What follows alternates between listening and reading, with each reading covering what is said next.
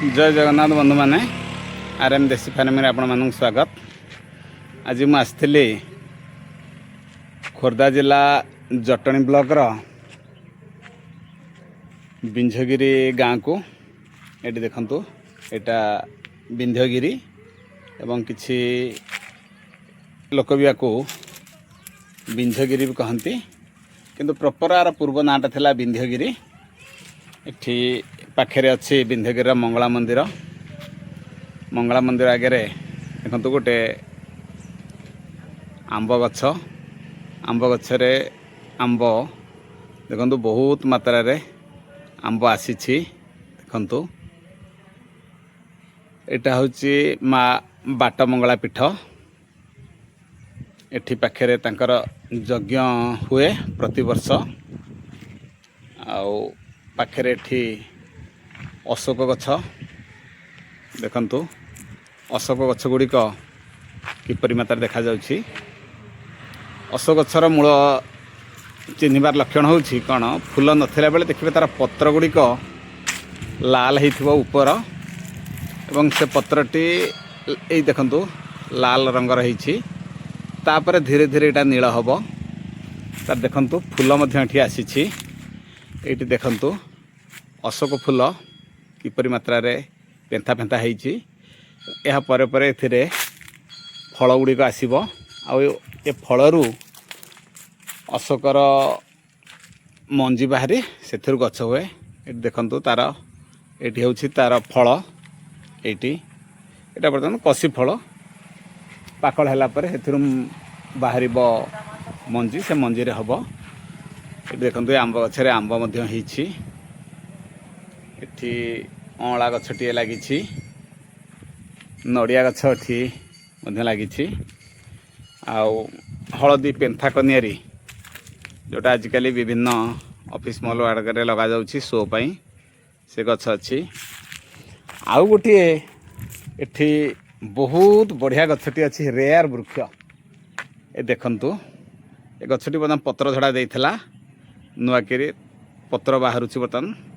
कारण बसंत शेष गछरे नवकलिका गुड़िक आसी थांती।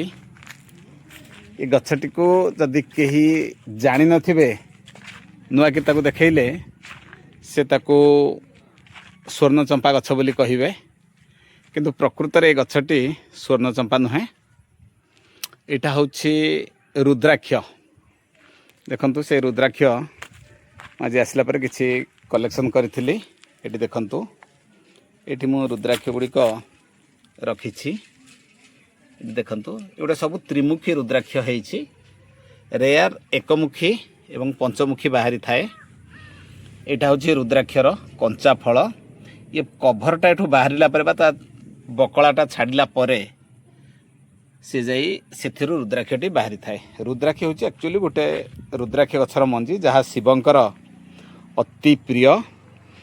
जे कोनोसी शिवालय रे देखिबे पूजक माने रुद्राक्ष माला पकाई थांती। रुद्राक्ष माला देहरे पड़िले हमर जो मनर जो विकार भाव, से विकार भाव जाई थाए।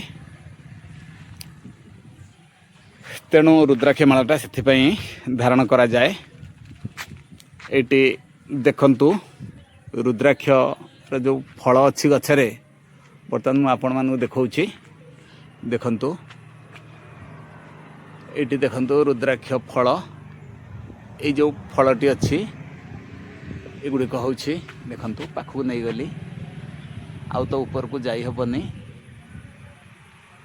देखंतु एटी होछि तार फल। एटी 1 2 3 4 5 एटी फल रही। आपण क्लियर मात्रा रे देखि पारुथिबे। एई जोटी आंगुठी देखैछि देखंतु एटी होछि तार फल। एई फल तेणु रुद्राक्ष गोटे अति रेयर गछ, जोटा कि पाखापाखि आमर ठंडा अंचल हते देखा जाए। आजिकल मध्य केही के आनी निजर बाड़ी बगीचारे लगाउछंती। पार्श्ववर्ती अंचल देखंतु एठी बाली गदा कर जाइछि कहार जनकर घर करिवा पई। ये जो पाख जगटा हूँ चंदका जंगलर किछि अंचल, जो जगह को हाथी अबाधरे प्रवेश करती। ये जो रास्ता देखते ये रास्तार मध्य हाथी मात्र 4-5 दिन तले आसीथिला 2टी दंता हाथी आउ जंगली बारहा तो प्रतिदिन राति एठी बाहरुछंती। ये जगहटा हूँ चंदका अंचल एवं एटा हला बाटमंगला पीठ। ये बाटमंगला पीठर ये पार्श्व अच्छी मोर गोटे रुद्राक्ष गछ। रुद्राक्ष गछर पत्रटी को आपण भल भाव देखि नियंतु। एटी देखंतु तार पत्र गुड़िक किपरि।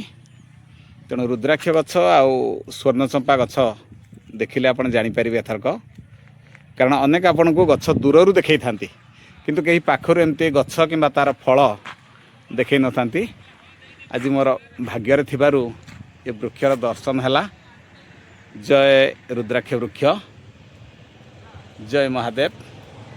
देखंतु गछ एवं तार मूलटा देखंतु, ये मात्र बहुत छोट गछ अवश्य, यहाँ बड़ हैनी तथापि गछर उच्चता वर्तमान 25 फुट पर्यंत हाइट अच्छी एवं गछरे फल गुड़िक देखंतु किपरि मात्रा रे आसीछि।